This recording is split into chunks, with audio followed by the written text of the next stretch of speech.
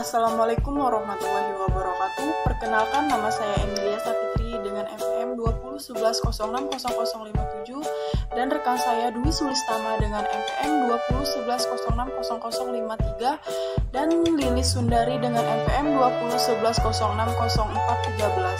Kami akan mempresentasikan hasil kerja kelompok kami yang berjudul Teknik Pengolahan Limbah. Pengelolaan limbah.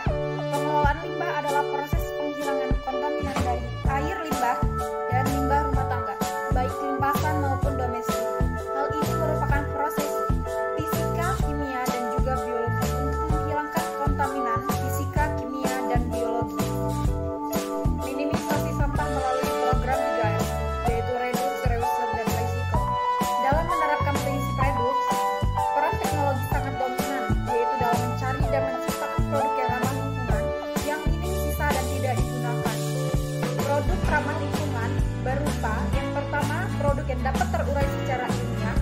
Yang kedua, produk yang berumur panjang sehingga tidak dapat menjadi sampah yang begitu cepat. Lalu yang ketiga, produk yang dapat didaur ulang.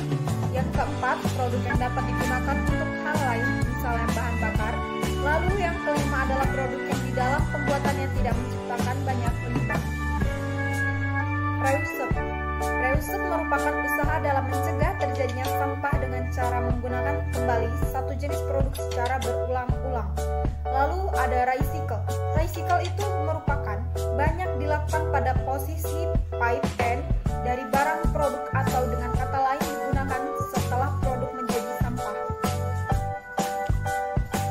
Aspek yang berpengaruh dalam penerapan jenis teknologi itu ada 4, yaitu aspek peran serta stakeholder, yang kedua aspek kelembagaan dan institusi, dan yang ketiga aspek pendanaan, dan terakhir aspek hukum atau pengadilan. Teknologi pengolahan limbah secara umum. Secara garis besar klarifikasi, proses pengolahan limbah dengan proses biomasa tersuspensi atau suspended culture. Proses biomasa melekat atau attached culture dengan sistem Lawgon. Pemilihan teknologi pengolahan limbah tergantung pada yang akan diolah, ketersediaan lahan, biaya investasi, biaya operasional, kemudian pemeliharaan dan kualitas hasil olahan yang dipersyaratkan.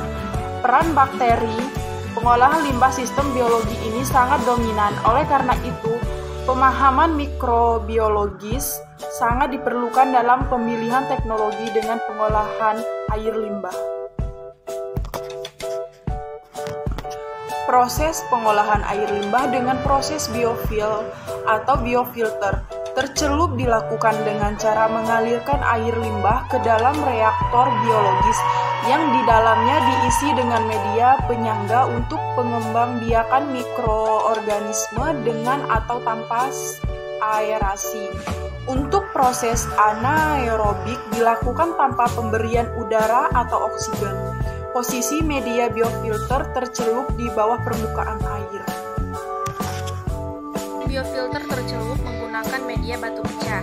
Reaktor percobaan berdasarkan pengamatan secara fisik kenampakan pada awal proses, yakni pengamatan setelah 2 hari operasi. Proses pengolahan belum berjalan secara baik. Hal ini karena mikroorganisme yang ada di dalam reaktor biofilter belum tumbuh secara optimal. Proses yang terjadi masih merupakan proses pengendapan dan penyaringan secara fisik.